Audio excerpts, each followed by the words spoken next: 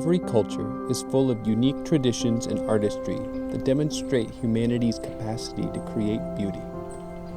But some of those traditions are at risk of being lost in the face of modernization. In the northeastern region of Thailand, known as Isaan, there is a traditional method of creating beautifully dyed fabric known as pa mat mi. Yai Ban has been making this kind of fabric for almost half of a century. She loves this traditional form of fabric artistry and longs to share her passion with the next generation. เวลายายตายไปก็ไม่มีใครสืบทอดไม่มีใครเอาไว้ก็เสียไปเฉยๆเนาะเสียดายวัฒนธรรมทันสมัยเกินไปก็ไม่ดีเด็กมันจะไม่ใส่ใจในประเพณีของเราเลยถ้าทันสมัยเกินไปนะโบราณเกินไปก็ไม่ดีต้องอยู่ตรงกลาง It used to be that each household in Isaan had a loom, and each woman knew how to transform cotton seeds into beautiful clothing for their family. ตอนยายยังเด็กถ้าไม่ทำแบบนี้ก็ไม่มีอะไรใส่ต้องช่วยตัวเองทุกอย่างถ้าอยากได้ฝ้ายก็ทำสวนปลูกฝ้ายแล้วก็มาทำเป็นเส้นลำบากตอนยายยังเด็กเราต้องไปปลูกฝ้ายเอง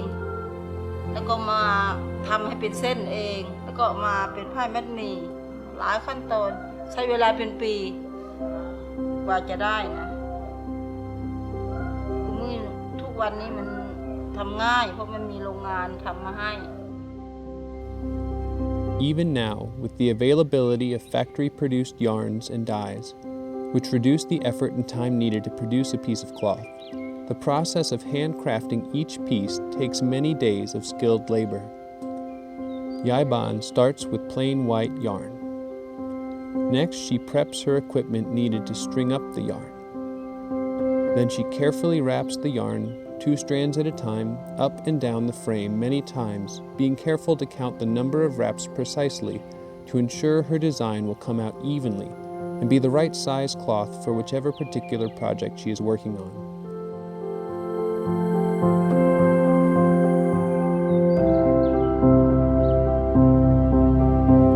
Once the yarn has been precisely wrapped, she blocks out sections of the strands by wrapping them with a resist. The resist blocks the dye she will later apply to the yarn from reaching blocked out sections. This will preserve the original color of the blocked out areas during the dyeing process, creating a beautiful and intricate pattern. Yai Ban's resist is made by tightly wrapping plastic around the yarn. In the past, portions of the banana plant were used to form the resist. This step in the process can take several days as each individual portion of the resist is carefully applied. Yai Ban makes sure that each segment lines up with her overall design and is nice and tight to ensure a crisp pattern. There are countless traditional patterns that Yai Ban and other artists draw from and modify to design each piece. Once she has completed applying the resist to the wrapped strands, it is time for Yai Ban to dye the yarn. Each design is different. Some designs call for a single color, others 2 colors, and some more intricate designs involve 3 or more colors. First, she pulls the yarn off the wrapping frame and soaks it for around 20 minutes while she preps a pot of boiling water.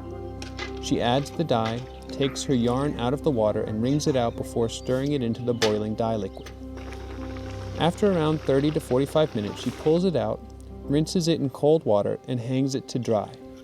If the design calls for more than one color, then she will begin the dye process over again. After dyeing the fabric and allowing the yarn to dry out completely, it is time to take off the resist. Yai Ban carefully removes each piece of plastic, being careful not to cut the yarn in the process. Next, she loads the yarn onto a large spool for separating out the threads so that they won't catch on one another as she spins them onto the spool. She has to carefully walk through the full length of the yarn, making sure that each strand and segment separates freely. After that, the yarn is ready to be separated out into the 2 strands that were wound together and wound onto a smaller spool.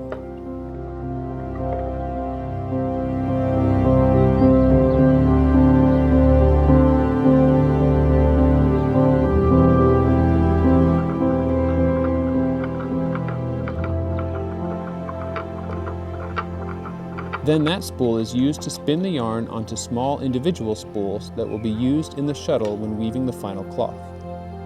Yai Ban spools the thread onto each small spool, being careful to cut the thread in line with the pattern she has dyed, so that each spool will contain a complete section of the pattern. Now, after many days of labor, Yai Ban is ready to begin weaving each spool of dyed yarn into a beautiful cloth.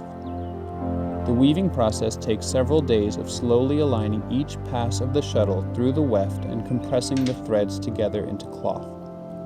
Strand by strand, the intricate pattern she formed begins to take shape until finally she can pick her completed piece of fabric art up off the loom. The amount of love and time poured into each piece of fabric that comes off of Yai Ban's loom is evident in its beauty and quality. But will this exquisite tradition of craftsmanship outlive the current generation? When you can go down the street to a store and buy clothes or blankets for half of what it costs to make a piece of fabric like Yai Ban's, the motivation to create fabric in the traditional way is quickly fading away.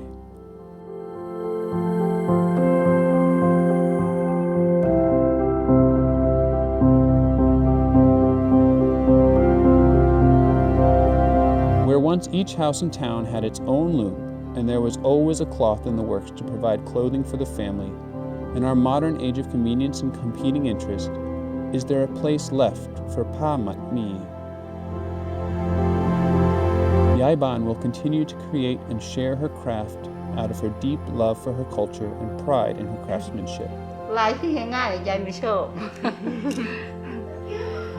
เราทำเองทำได้แล้วก็ภูมิใจเนาะนั่นเขาทำเสร็จเราไปซื้อเอาไม่ภูมิใจยายไม่เอาทำเองดีกว่า Yai Ban takes pride in creating her art and is willing to put in the long hours to make each piece because of her love for the craft. When you love something like Yai Ban, the hours go by fast. กว่าจะได้แต่ละอันนะต้องใช้เวลา